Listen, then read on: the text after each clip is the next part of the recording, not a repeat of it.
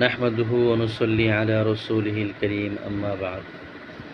আজকে আমরা একটি গুরুত্বপূর্ণ মাসআলা সম্পর্কে আলোচনা করব। মাসআলাটি হলো গরু ছাগলের ভুঁড়ি ও আঁতুড়ি খাওয়ার বিধান কি? অনেকেই ভুঁড়ি এবং আঁতুড়ি খাওয়াকে অপছন্দ করেন। ব্যক্তিগত পছন্দ অপছন্দের বিষয় ভিন্ন, বাকি শরীয়ীভাবে ভুঁড়ি এবং আঁতুড়ি খাওয়ার কোনো অবকাশ আছে কি না, বৈধতা আছে কি না, এই বিষয়টা আজকে আমরা জানতে চেষ্টা করব। কোরআনের আয়াত এবং হাদিস শরীফ থেকে যে বিষয়টা বুঝে আসে যে প্রত্যেকটা প্রাণীর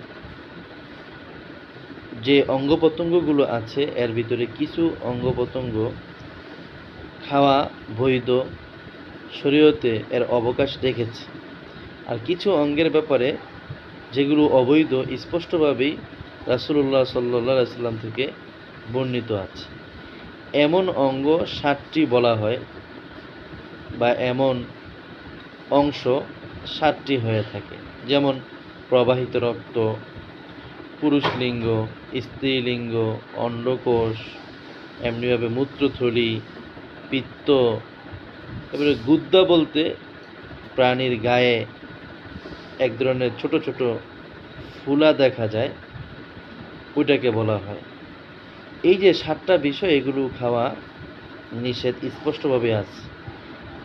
তো আমরা এখানে একটু চিন্তা করলে বুঝবো যে এর ভিতরে ভুঁড়ি এবং আঁতুড়ির কথা নেই।